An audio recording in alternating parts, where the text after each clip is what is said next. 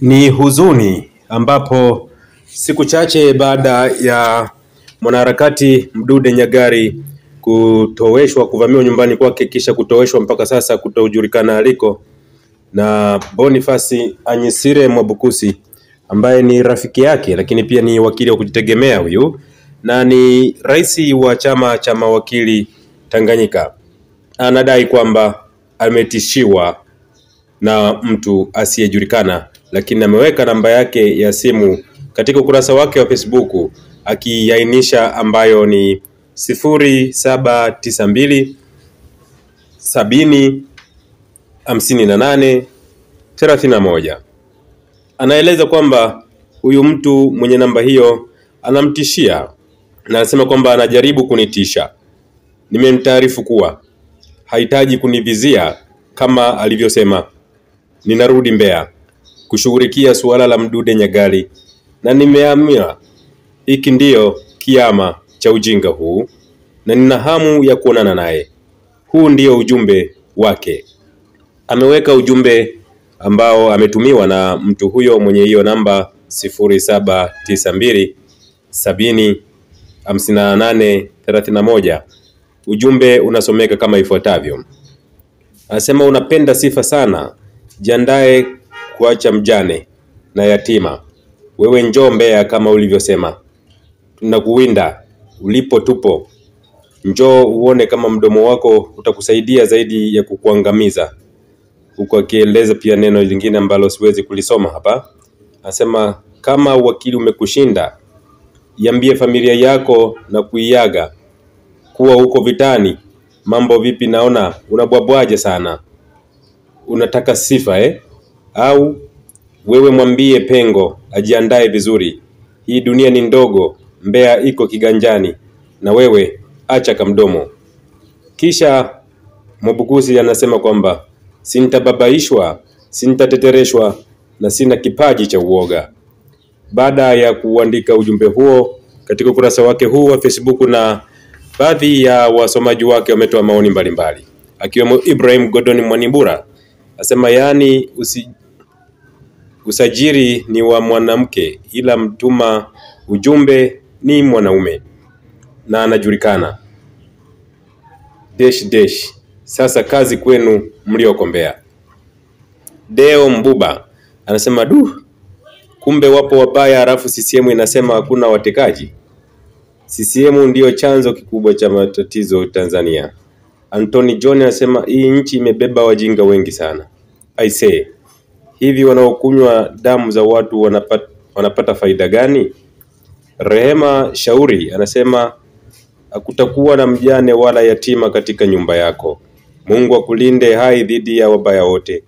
Wanalolipanga warudie mara 7 hadi kizazi chao cha 4 katika jina la Yesu. Browni Msengi Saidi anasema Mungu atakulinda brother Boniface Anyisire Mwabukusi.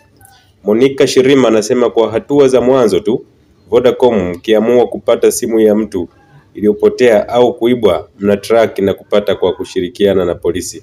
Kama wakiamua, lakini kuwa serious, inawezekana na atatupa ushirikiano pia wa kumpata Mdude huyu anayetishia.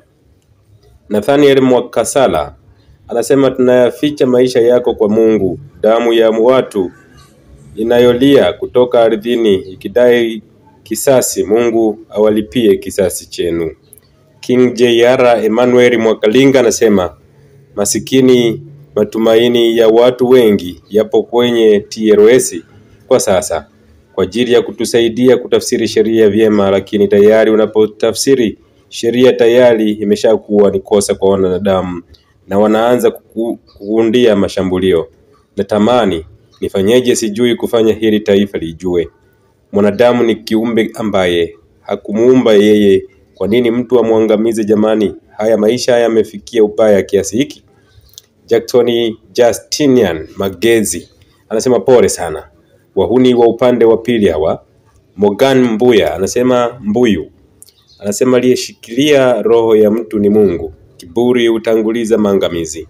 Hamisi Migeto anasema my land brother, hatuna haja ya kuwa waoga na kujihisi sisi ni vifaranga vya kuku. ambao haki ya kuishi ipo mikononi mwa watu. Lazima tufanye jambo la kikatiba na kisheria juu ya ujinga huu. There is no need to fear except the fear itself, and whoever have gone to school, especially the noble profession law, like you and your competence had imparted you with the intimidation like this throne. Isaac Cheiwe anasema makundi ya kiharamia yanatakiwa kukomeshwa. Francis Joakim Kimaro anasema siku mtu huyo analipwa shilingi ngapi ili kuua maskini mwenzake kwa ajili ya matajiri wachache? Mimi nadhani hata hera haitoshi. Kikubwa atakuwa tu hajitambui na elimu yake itakuwa ni ndogo sana. Ado Novemba Masongwe anasema Isaya 7:7 tunakuombea uzima tere Bonifasi ya Nyesire Mwabukusi. Reno Mori anasema Bwana atakuokoa na hayo yote. Mwenyekiti wanawake na mabadiliko asema pumbavu. Mwalimu mahiri Bernard anasema hao ndio wanajiita watu wasiojulikana, hawajui kwamba siku zote zinahesabika. Tutufi Benedict Mwampamba anasema nadhani ni wakati wa kuchora mstari sasa. Huu upuuzi kujibiwa sawa na ushenzi. Ni wakati wa kukutanisha milima Kiejo na safu za milima ya Livingstone. Huu unavuka mipaka. Ni upendo asema bahati mbaya mtu kama huyu hatochukuliwa hatua yoyote, zaidi atapandishwa cheo. BBM Somali anasema tulipofikia sio watu wapo tayari kuua kwa kulinda matumbo yao tu sati. Upendo Mwaikenda anasema huyu akikamatwa atasema vizuri Mdude yuko wapi. Mmoja baada ya mwingine watajitokeza tu na maneno aliyokuambia yamrudie mara 100. Zaburi 35.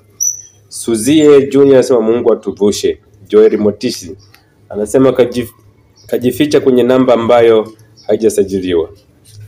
Haya ni baadhi ya maoni ya wasomaji wa ukurasa wa Boniface Mwabukusi ambaye ameeleza kwamba anatishiwa kuuawa. Ameandikiwa message hiyo ya vitisho ambayo ameiweka katika ukurasa huu wa Facebook kama nimerudho kusomea. Pia ameweka namba yake ya huyo mtu ambaye anadai kumtisha na kumwandikia message hiyo ya vitisho.